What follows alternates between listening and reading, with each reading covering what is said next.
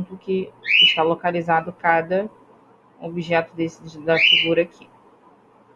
Bom, está igualzinho, tá? O livro de vocês. Par ordenado. O que é par ordenado? A figura abaixo representa a planta de um teatro. Nessa sala, as poltronas estão dispostas em linhas e colunas.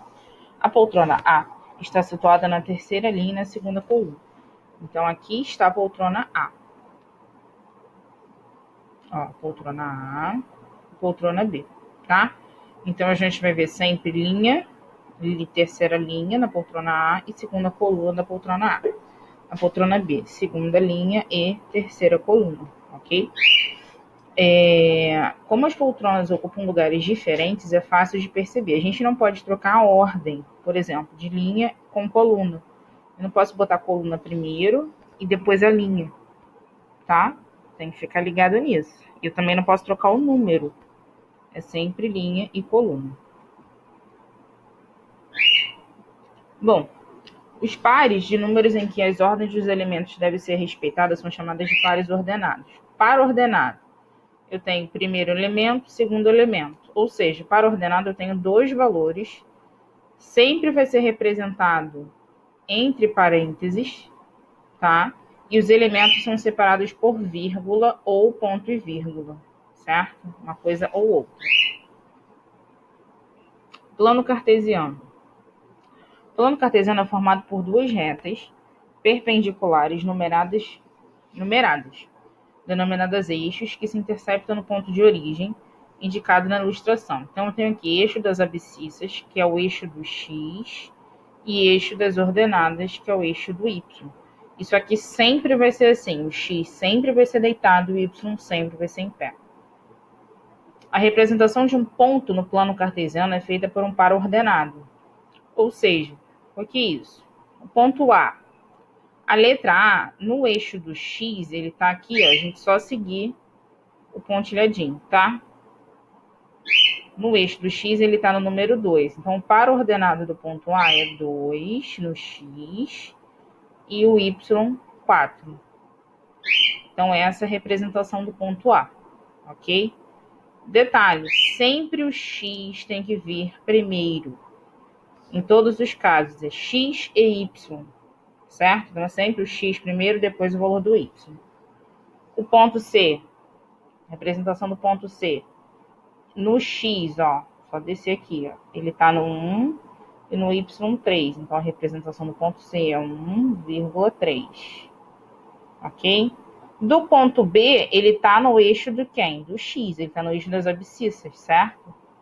Então, se ele está em cima da reta do x, o x vai ser o valor que ele está sendo representado. Então, o x aqui é 4.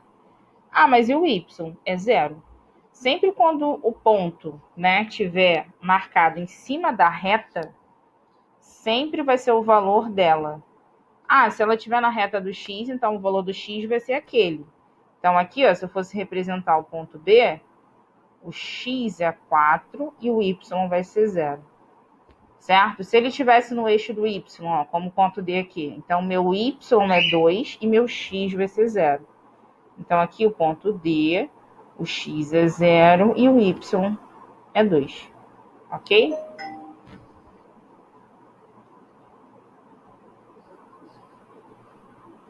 Então, lá, o segundo chama-se par ordenado, tá? Isso aqui a gente já representou, ó, foi exatamente o que eu botei lá no desenho, tá? Então, a ordem é x e y. Eu posso trocar? Não. Se eu trocar, tá errado. A representação tá errada.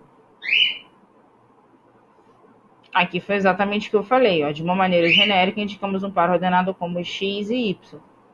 O par ordenado não pode ser trocado, tá? Porque vai dar a localização dele diferente. Os pontos com abscissa, ou seja, no eixo do x, 0 se localizam sobre o eixo das ordenadas. É o que eu falei. Se a letra tiver lá o ponto, tiver marcado em cima da reta,